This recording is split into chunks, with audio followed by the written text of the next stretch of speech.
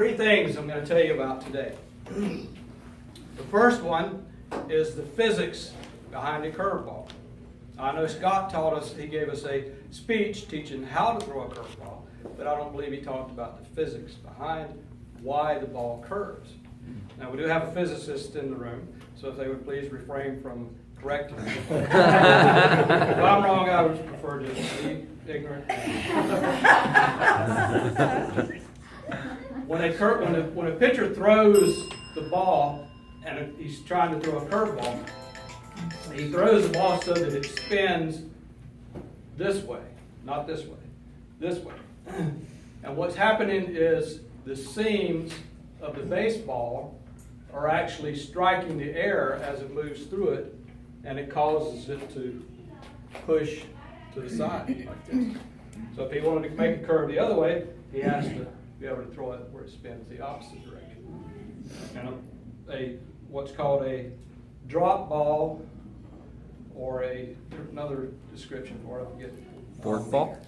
Slider? Yeah. Fork ball? Fastball. He has to throw it so that the ball spins like this. Change up?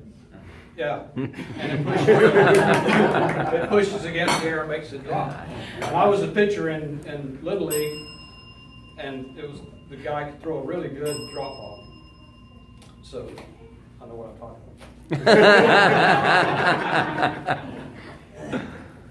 The second thing I want to talk about is Kevin is going to be the sun. Oh boy. Yay, Kevin. And this is the earth.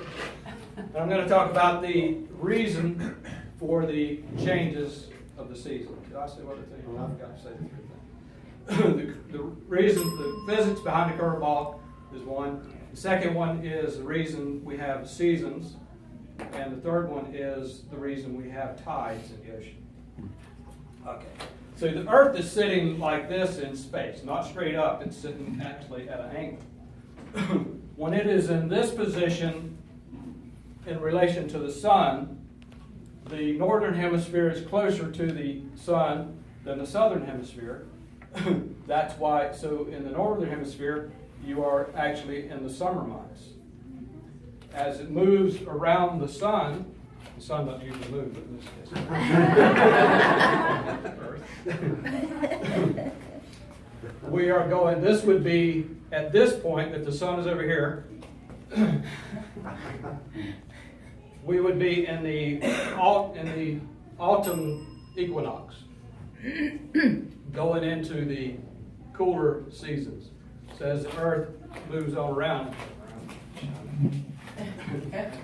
over here you're in the winter months because the northern hemisphere is further away from the sun, and the southern hemisphere is closer to the sun. They're in the summer months. We would be in the winter months. As it moves around to this side, so it's still sitting at this angle, you are in the vernal equinox, going into this would be spring, and the equinox is because the daylight hours and the dark hours are about even in relation to the equator. And then as it moves back around to this position, there you're back in the summer months. Okay. Okay.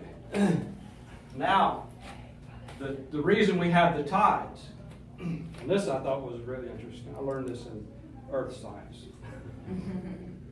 This is the moon, and it revolves around the earth.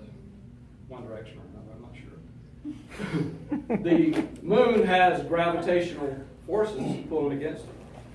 The sun also has gravitational forces pulling against it. So they're actually pulling the water in the direction of the moon and the sun. As the earth is spinning, what's actually happening is the earth is turning underneath the water, not the water moving around the earth. And anybody that has ever lived close to the coast knows that at some point each month, or generally speaking, you have higher tides than you do in other times.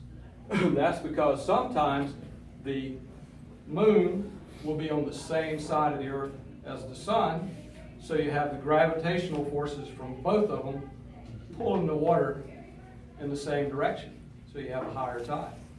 When they're on the opposite sides of the earth, that's when you have the lower tides, because it's pulling them in different directions.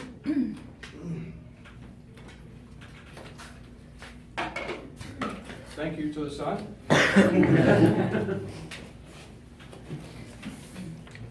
So I told you about three things. The physics behind the curveball. I actually learned that at FSU in a physics experiment, and the physics department put it on.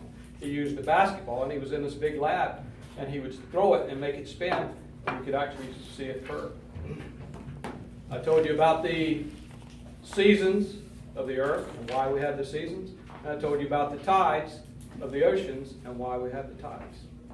And so now with that knowledge, you can entertain your friends, use it at a dinner party. Or if your dinner party is running late, you're ready for them to go. You can make them leave. Thank you.